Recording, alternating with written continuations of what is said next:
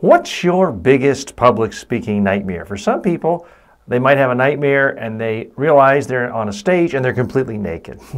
That's not my nightmare. My nightmare is I'm just late. I get sidetracked, I need a thing, I didn't plan properly, I'm running around, I'm looking at the clock, and I'm just going to be late.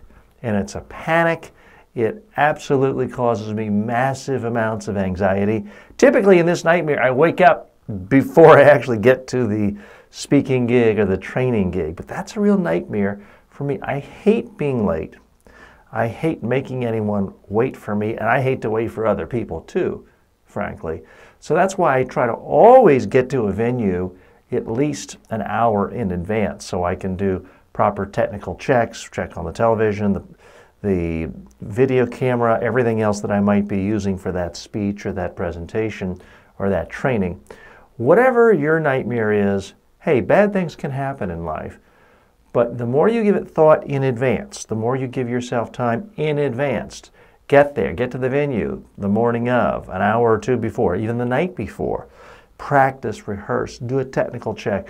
Do that and you can at least eliminate the odds of most nightmares becoming reality.